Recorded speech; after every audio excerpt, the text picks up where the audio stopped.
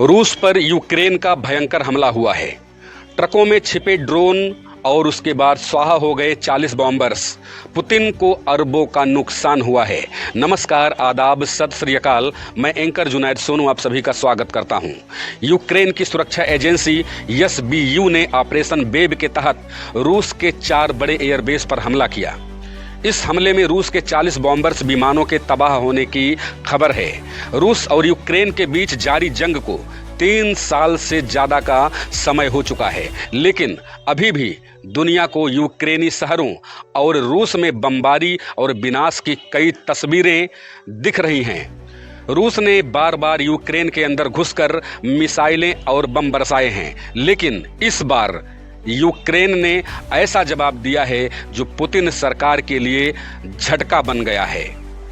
मिली जानकारी के मुताबिक यूक्रेन की सुरक्षा एजेंसी SBU ने ऑपरेशन बेब के तहत रूस के 4 बड़े एयरबेस पर हमला किया, जिसमें रूस के 40 बॉम्बर्स विमानों को वो तबाह कर दिए हैं। ये हमला अचानक नहीं था, बल्कि इसे 1.5 साल की गुप्त योजना के बेहद सटीकता के साथ गुप्त योजना के साथ बनाया गया था, जिसमें 1.5 साल का समय लगा था। ट्रकों में छिपे थे ड्रोन, रूसी एयरबेस हो गए हैं तबाह।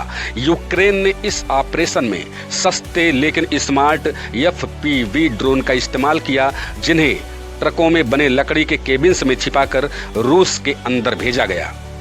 जब सही मौका आया तो इन केबिन्स की छतें खोल दी गईं और ड्रोन आसमान में उड़ते ही सीधे बम वर्षक विमानों पर जा गिरे। इन हमलों में रूस के बेलाया, ओलन्या, डियाघेलेव और इवानोवो एयरबेस को निशाना बनाया गया।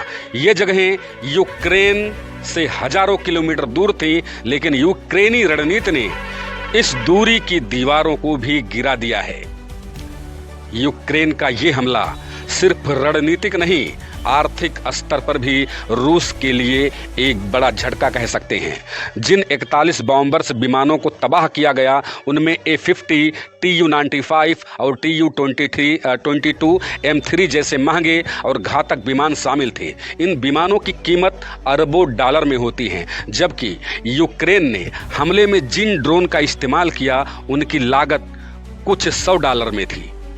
इस कम खर्च बड़ा धमाका रणनीति ने रूस की सैन्य ताकत और घमंड दोनों को हिला करके रख दिया है। इस ऑपरेशन से एक बात और साफ हो गई है, जंग का तरीका अब बदल रहा है।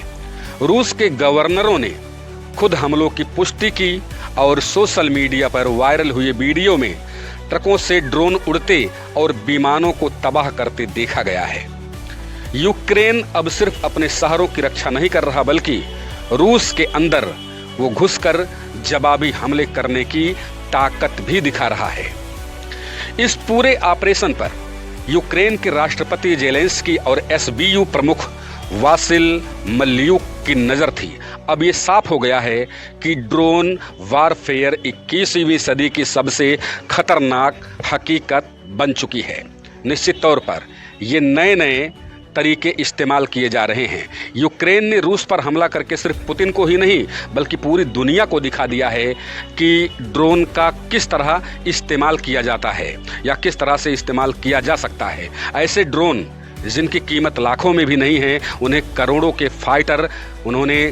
के फाइटर जेट्स को तबाह कर दिया। ये भारत के लिए चेतावनी के साथ साथ सीख भी दे गई है।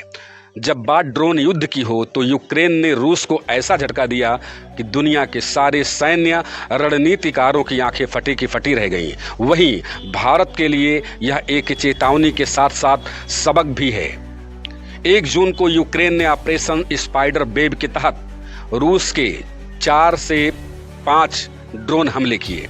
4 से 5 अड्डों पर ड्रोन हमले किए। साइबेरिया के इरकुत्स्क जैसे दूर दराज के इलाकों तक, जहां से यूक्रेन की सीमा 4000 किलोमीटर दूर है, वहां तक सस्ते FPV ड्रोन्स ने रूस के 41 बम वर्षक विमानों को आग के हवाले कर दिया। ये कोई रातों रात की साजिश नहीं थी, बल्कि इसको तैयार करने में, इस तरीके को तैयार करने में 1.5 साल की चालाकी भरी प्लानिंग लगी थी।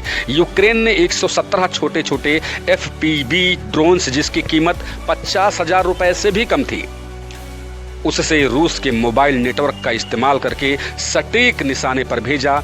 ये ड्रोन्स ट्रकों में लदे लकड़ी के कंटेनरों से निकले। संभव है कि ड्राइवरों को भी पता न रहा होगा कि वो क्या ढो रहे हैं।